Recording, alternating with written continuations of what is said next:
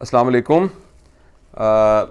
मेरे बहुत अज़ीज़ दोस्त हैं डॉक्टर आज़म मुश्ताक, और मैं इनको ये कहूँगा कि ये एक हीरो हैं हमारे कोरोना की वॉर के। ये प्रोफेसर ऑफ पल्मोनोलॉजी हैं कायद-ए-आज़म मेडिकल कॉलेज में, और पिछली पूरी कोरोना की जो जंग थी इसमें ये बिल्कुल थे तो ये सिपह सलार, मगर इन्होंने आम सिपाही की तरह फ्रंट से इलाज किया। और मेरे ये मोहसिन है ज़ाती तौर पर, ये घर आके मेरे बच्चों को देखते रहे और अल्हम्दुलिल्लाह दोनों माशाल्लाह खैरियत से हैं। इसके अलावा पता नहीं सैकड़ों हज़ारों लोगों को इन्होंने ट्रीट किया, यहाँ भी ट्रीट किया, मुल्तान में भी ट्रीट किया।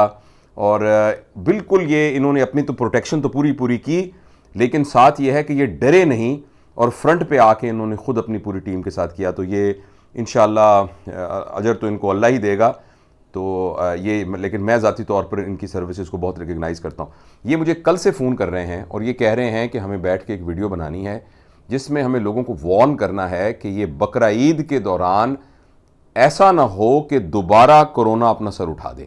तो मैंने कहा कि मैं कुछ कहूँ इससे बेहतर है कि आप खुद ही तशरीफ़ लाइए और इस सिलसिले में कोई बात कीजिए। जी जी, आप बात कीजिए। Thank you very much sir. अस्सलाम वालेकुम। दरअसल ये बात बहुत पुरानी है कि पहले भी मैंने वार्न किया था।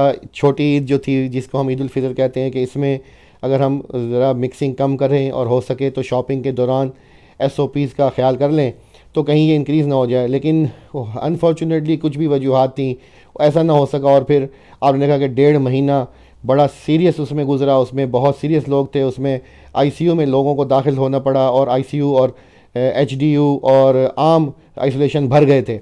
अब अल्लाह का ये शुक्र है, पहले तो ये बताना था कि वो ईद से पहले वाली पोजीशन पे वापस आ गया है। लेकिन अभी भी केसेस हैं, कम हो गए हैं।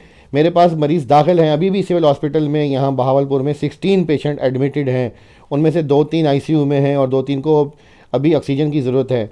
और नए केसेस भी अभी आ रहे हैं और डेथ्स भी अभी हो रही हैं, लेकिन बहुत कमी हो गई है।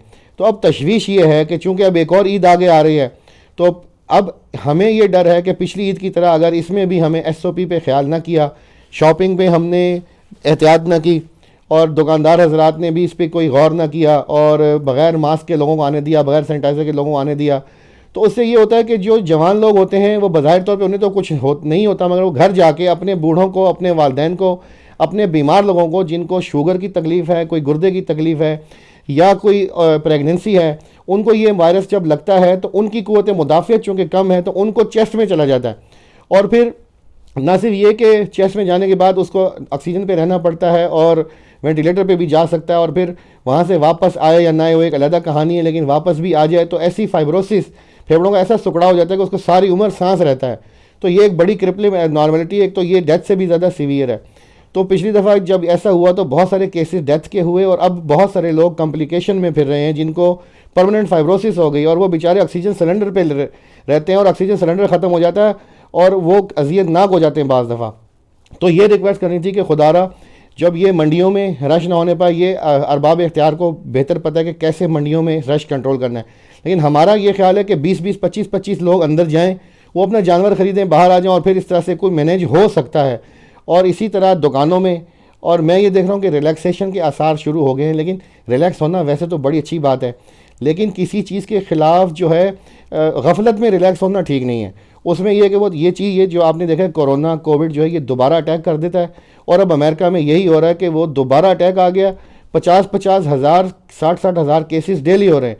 अल्लाह ना करे कि यहाँ ऐसा हो, लेकिन मैं वार्न करना चाहता हूँ कि अगर हमने इस ईद पे भी फिर एहतियात ना की तो ये अगला 1.5 महीना फिर बहुत शदीद अटैक आएगा, और फिर आगे सर्दी आ जाएगी और फिर हमारे से काबू में नहीं आएगा, अल्लाह ना करे।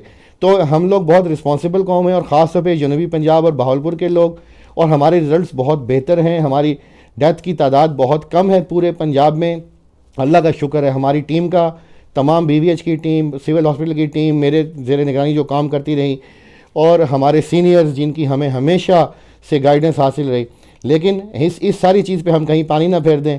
तो SOPs वही हैं जो 1400 साल पहले आप सल्लल्लाहु अलैहि वसल्लम ने बताए कि क्या खांसते और छींकते वक्त मुंह पे रुमाल या ये मास्क, ये मैंने बात करने के लिए उतारा है। तो इसी तरह हाथों की सफाई और चेहरे की सफाई, और जितना हाथ सैनिटाइज़ करें, हाथ धोएं बार बार कम पानी से, ताकि ये ना हो कि पानी का बहरान पैदा हो जाए। लेकिन खांसते छींकते वक्त मुँह पर रुमाल, और अगर रुमाल नहीं है तो ये एल्बो के अंदर। और इसी तरह दुकानों पे आते जाते हुए कम लोग चले जाएं और पहले वो शॉपिंग करके आ जाएं, फिर दूसरे लोग चले जाएं, इस तरह से कर लें और ये खुदा रहा और मेहरबानी करके इस पे अमल करें। तो हम कोई वजह नहीं कि इसको मैं अगले महीने सर के साथ बैठ के आपको कंग्रेचुलेट करूँगा कि हमने इसको ज़ीरो लाइन टच करा दिया है बहावलपुर में और इस इलाके में, लेकिन इसके लिए आप 1-1.5 महीना मेरा साथ दें। बस यही मुझे कहना था, क्योंकि मूवी फिर लंबी हो जाती है। तो आपका बहुत बहुत शुक्रिया। जी मेहरबानी है आज़म भाई। तो गुजारिश है कि भाई इन बातों के एक एक्सपर्ट हैं, रादर सुपर एक्सपर्ट हैं, और इस जंग के अंदर हरावल दस्ते में हैं, तो हमें इनकी बातों को इग्नोर नहीं करना है और एहतियात करनी है खुदा के लिए। अल्लाह ताला हम सबको अपने हिफ्ज़-ओ-अमान में रखे। आमीन, शुक्रिया।